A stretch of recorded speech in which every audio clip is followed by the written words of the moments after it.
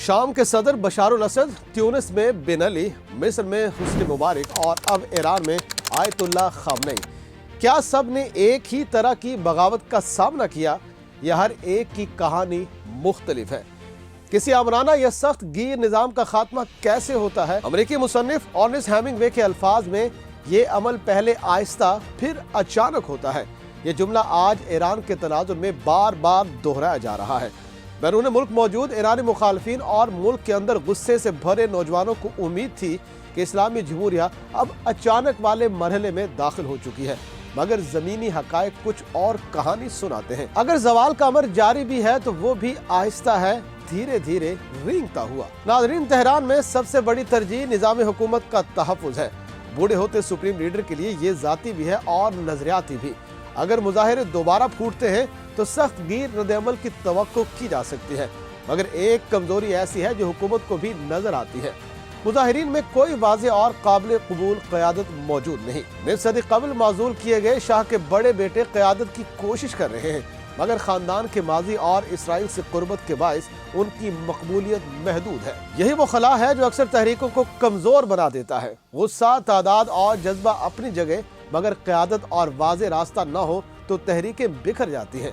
Iran की क़यादत शायद इसी हकीकत पर तकिया किए बैठी है, मगर तारीख कभी कभी अचानक रुख मोड़ लेती है। तेहरान की सड़कों पर फैला हुआ धुआं, जलती हुई मोटरसाइकिलें, रात के सन्नाटे में गूंजते नारे और घरों की छतों से बुलंद होती हुई सदाएं, ये सब इस सवाल की बाज़गश्त है जो आज पूरी दुनिया के जहन में गर्दिश कर रहा है। क्या ईरान वाकई किसी बड़ी तब्दीली के धाने पर खड़ा है, या ये भी माजी की तरह एक और तूफान होगा जो आहिस्ता आहिस्ता थम जाएगा? अमरीकी धमकियां, मुआशी पाबंदियां, महंगाई की आग और अवामी गुस्सा एक तरफ, जबकि ताकतवर सिक्योरिटी फोर्सेस, नजरियाती रियासती ढांचा और खौफ का मजबूत निज़ाम दूसरी जानिब। ये कशमकश महज सड़कों पर नहीं बल्कि ईरानी मुआशरे की रूह में भी इस वक्त जारी है। गुज़श्ता 2 हफ्तों की बदअमनी ने ईरानी हुकूमत पर दबाव जरूर बढ़ाया है, मगर ये मुजाहिरे किसी खला में नहीं हुए। ये उन अस्करी और सियासी धचकों के बाद सामने आए हैं जो ईरान को अमेरिका और इसराइल की जानिब से सहने पड़े। ड्रोन हमले, महदूद फ़ज़ाई कार्रवाइयाँ, साइबर हमले और मुसलसल धमकियाँ, ये सब एक ऐसे माहौल की तश्कील कर रहे हैं जहाँ अवामी गुस्सा पहले से मौजूद था, बस एक चिंगारी का मुंतज़िर था। मगर आम ईरानी के लिए जो रोज़ाना रोटी, किराए और दवा के हिसाब में पिसा हुआ है, सबसे बड़ा मसला फिर भी पाबंदियां हैं। पाबंदियां ईरान के लिए कोई नई बात नहीं, मगर हालिया महीनों में इनकी शिद्दत ने जाती जिंदगी को मजीद मुश्किल बना दिया है। सितंबर में बरतानिया, जर्मनी और फ्रांस ने वो पाबंदियां दोबारा नाफिज कर दी जो 2015 के जोहरी मुआहदे के बाद हटा ली गई थी। वो मुआहदा जो कभी उम्मीद की किरण समझा जाता था, अब माजी का किस्सा बन चुका है। इसका असर बराह रास्त बाजारों पर पड़ा। 2025 में खाने पीने की अशिया की कीमतें 70% से ज्यादा बढ़ गईं। दिसंबर में ईरानी करेंसी रियाल अपनी तारीख की कम तरीन सतह पर जा पहुंची। तनख्वाहें वहीं की वहीं, मगर अखराजात आसमान से बातें कर रहे हैं। यही वो दबाव है जो लोगों को सड़कों पर लाता है, मगर तारीख ये भी बताती है कि सिर्फ मुआशी बदहाली किसी हुकूमत को नहीं गिराती, खास तौर पर उस वक्त जब सिक्योरिटी फोर्सेज मुत्तहिद और वफादार हो। ईरान में यही सबसे बड़ा फर्क है। शवाहिद बताते हैं कि हुकूमत शदीद दबाव के बावजूद फौरी तौर पर खत्म नहीं होती दिखाई दे रही। इसकी बुनियादी वजह वो ताकतवर सिक्योरिटी ढांचा है जिसे 1979 के इनकलाब के बाद निहायत सोच समझ कर तामीर किया गया। ईरानी पासदारान इनकलाब महज एक फौजी इदारा नहीं बल्कि एक रियासत के अंदर रियासत की हैसियत रखता है।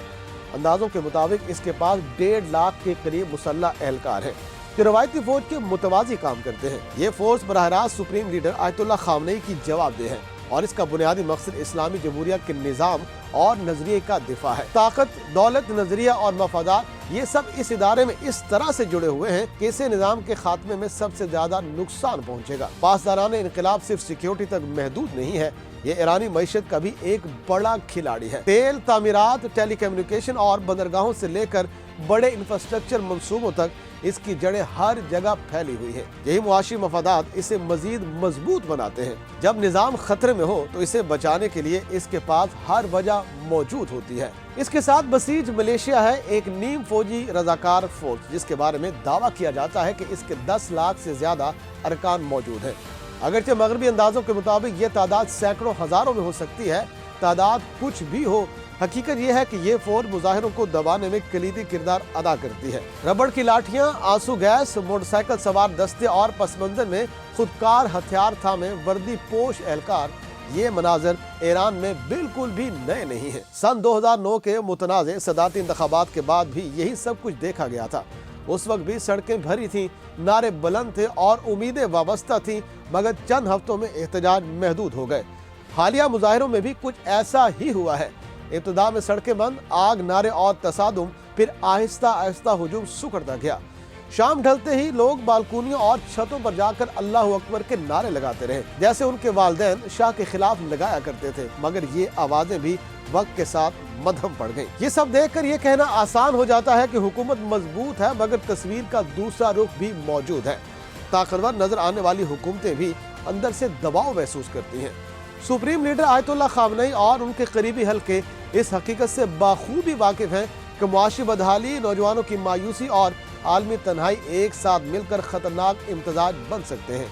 यही वजह है कि सख्त बयानात के साथ साथ अमेरिका से मुज़ाकरात दोबारा शुरू करने के इशारे भी सामने आ रहे हैं। उधर अमेरिकी सदर डोनाल्ड ट्रंप की धमकियां इस दबाव को मजीद बढ़ा रही हैं। फजाई हमलों, साइबर कार्रवाइयों और मजीद पाबंदियों की बातें ईरानी हुकूमत के लिए सिर्फ खारजा पॉलिसी का मसला नहीं, बल्कि अंदरूनी इस्तेहकाम का सवाल भी है।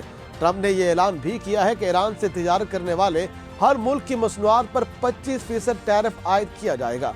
बज़ाहिर ये एक सख्त कदम लगता है, मगर अमली तौर पर इस पर अमल दरामद मुश्किल दिखाई देता है, क्योंकि ईरानी तेल का सबसे बड़ा खरीदार चीन है। नाज़रीन, शाम के साबिक सदर बशार अल असद की मिसाल तेहरान के लिए एक खामोश वार्निंग है। एक वक्त था जब वो खुद को फातेह समझ रहे थे, अरब दुनिया में बहाली की बातें हो रही थी, फिर 2024 के आखिर में चंद दिनों के अंदर मंजर तब्दील हो गया।